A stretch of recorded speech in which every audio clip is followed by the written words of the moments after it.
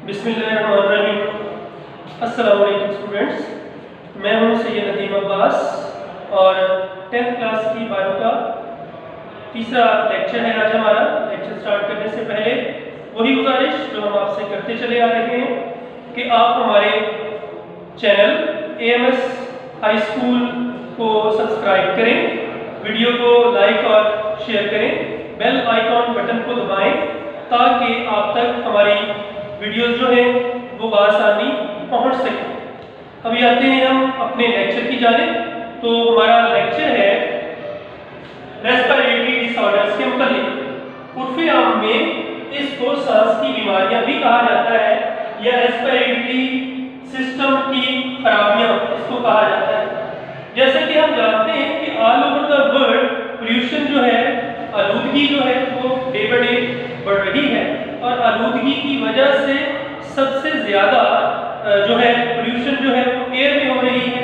Air है हम inhale करते हैं और इस पोल्यूटेड एयर को इनहेल करने की वजह से दिन ब दिन सांस की बीमारियां जो है वो पैदा हो रही हैं और पाकिस्तान में इन बीमारियों की शरह जो है बहुत ज़्यादा है और उसकी भी वजह जो है हमारी आलूदा हवा है। अगर हम सर्दियों को गौर करें तो हमारे यहाँ स्मोक जो है वो बहुत ज़्यादा हो जाती है। जहरीले केमिकल्स जो होते हैं वो हवा में बहुत ज़्यादा दाखिल हो जाते हैं और इन जहरीले केमिकल्स की वजह से हमारा रेस्पिरेटरी सिस्टम जो होता है वो डैमेज होता है।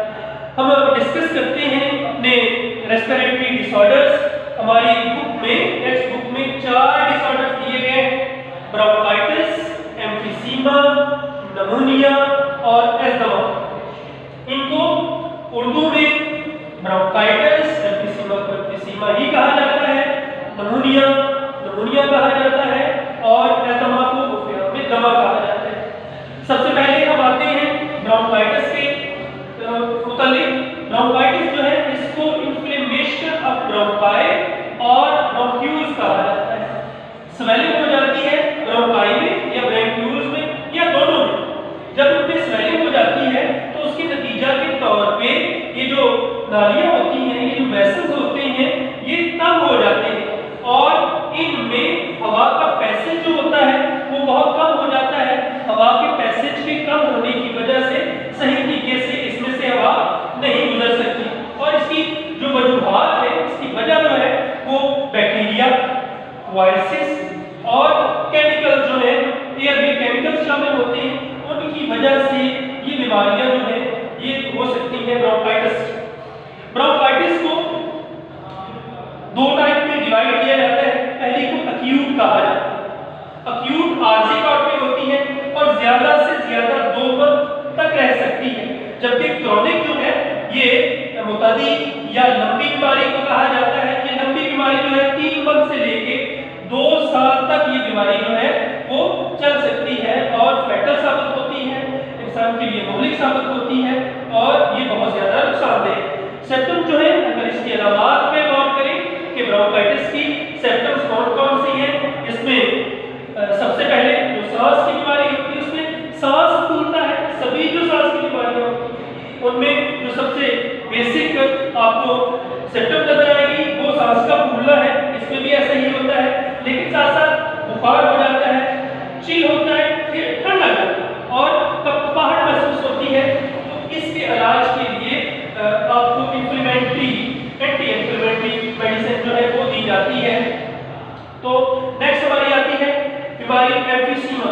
एम्फिसीमा जो है एल्वेलाई जो पाउचेस होती हैं इनसाइड द लंग्स, उनमें सरफेस एरिया जो होता है उसको खत्म हो जाता है। इस वजह से उनकी उसकी दीवारें जो होती हैं वो टूट जाती हैं। दीवारें टूटने की वजह से हवा को स्टोर करने की जो जगह होती है वो बहुत कम मिलती है, तो इस वजह से ऑक्सीजन की कमी हो जाती है। इसमें होता ये है कि air sacs in the alveoli are destroyed. Alveoli के अंदर जो हवा की थैलियां होती हैं वो टूट जाती हैं, उनकी दीवारें टूट जाती हैं और हवा जो होती है उसमें ट्रैप हो जाती है। हवा उसके अंदर चली तो जाती है लेकिन उससे बाहर नहीं आती। और इसकी जो अलामात है उसमें फटीग है, थकावट को होना, शॉर्टनेस ऑफ ब्रेथ, सांस का फूल जाना, वजन की कमी اور بار بار سانس کے انفیکشنز کا ہو جاتا ہے. اور یہ بہت مہلک بیماری ہے. جب تک انسان کو ایمفیسیما کے متعلق پتہ چلتا ہے تب تک تقریباً اس کا 50 to 70% جو ہوتا ہے وہ ڈیمیج ہو چکا ہوتا ہے. الویولائی کے جو ٹیشوز ہوتے ہیں وہ کتنے ڈیمیج ہو چکے ہوتے ہیں؟ 50 to 70% جو ہوتے ہیں وہ اس کے ڈیمیج ہو چکے ہوتے ہیں اور اس کو پھر ریکور کرنا بہت مشکل ہو جاتا ہے.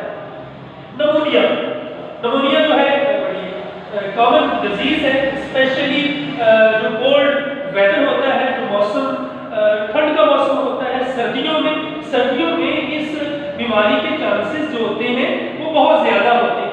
اگر ہم اس کو ڈیفائن کریں تو ڈیفینیشن میں جب ہم لکھتے ہیں تو ہم لکھتے ہیں infection of lungs is called pneumonia. پھیپھڑوں میں اگر زخم پیدا ہو جائے، انفیکشن ہو جائے پھیپھڑے سے، تو اس کو نمونیا کہا جاتا ہے. اور اس کی جو مین وجہ ہے، اس کی مین وجہ اسٹریپٹوکوکس نومونائی ایک بیکٹیریا ہے جو وجہ بنتا ہے نمونیا کی. یہ بیکٹیریا جو ہے جا کے زخم پیدا کر دیتا ہے لنگس میں اور اس کی وجہ سے جو ہے وہ پھیپھڑا جو ہوتا ہے وہ متاثر ہوتا ہے. فنگل انفیکشن بھی ہو سکتا ہے. فنگل انفیکشن جو ہے خاص قسم کی فنجائی ہوتی ہے جو لنگس کے اندر جا کے انفیکشن پیدا کر جاتی ہے.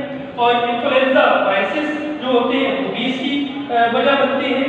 تو یہ وجوہات جو ہیں اس میں بیکٹیریا ہے، وائرس ہے اور فنگل انفیکشن اس کی وجوہات بنتے ہیں. اور ہم نے یہ بھی سنا ہے کہ ڈبل نمونیا ہو گیا ہے. اب ڈبل نمونیا سے مراد یہ ہرگز نہیں ہوتی کہ بہت زیادہ جو ڈبل ٹرپل نمونیا ہو گیا ہے. اس سے مراد یہ ہوتی ہے کہ اگر تو ایک ہی لنگ متاثر ہے تو اس کو نمونیا کہا جاتا ہے.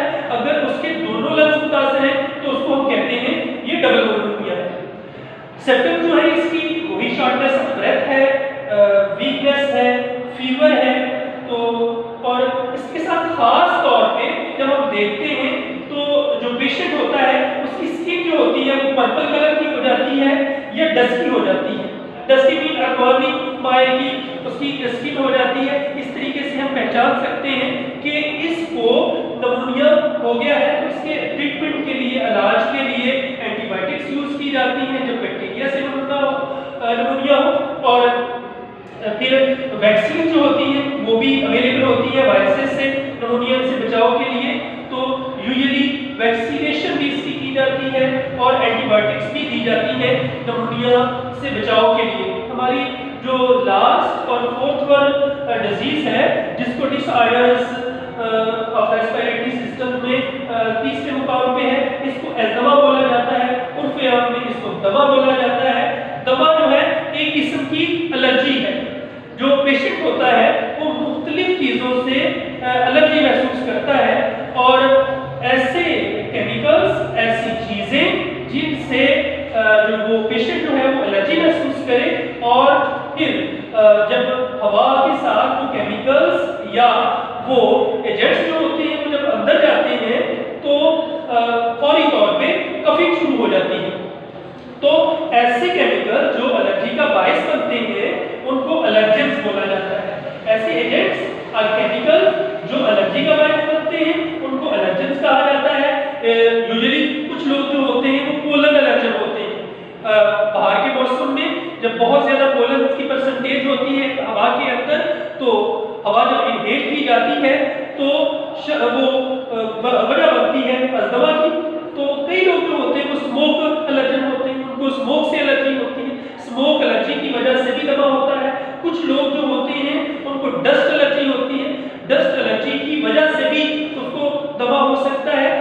یہ اس کی جو علامات ہیں یہ پرسن ٹو پرسن ویری کرتی ہیں. ہر شخص میں اس کی علامات ایک جیسی نہیں ہوتی، لیکن اس میں سانس کی تنگی جو ہے ان چاروں بیماریوں میں ایک کامن چیز ہے کہ سانس جو ہوتا ہے وہ گھٹ گھٹ کر سانس آتا ہے، سانس بہت مشکل سے آتا ہے. اور اس میں آپ کو یہ بھی محسوس ہوتا ہے کہ جیسے آپ کی چھاتی پہ کوئی بوجھ ہو، چیسٹ جو ہوتی ہے وہ آپ کی ٹائٹ ہو جاتی ہے. تو ایزما جو ہے اس کا جو ٹریٹمنٹ ہے وہ انہیلر دی جاتی ہے. انہیلرز کیا کرتی ہیں؟ جو نالیاں ہوتی ہیں ان کو वाइडन कर देती है, उनको खुला कर देती है, उनको चौड़ा कर देती है और उस वजह से सांस लेने में आसानी हो जाती है। और इसकी ट्रीटमेंट से ज्यादा इसकी प्रिवेंशन जो होती है वो मैटर करती है।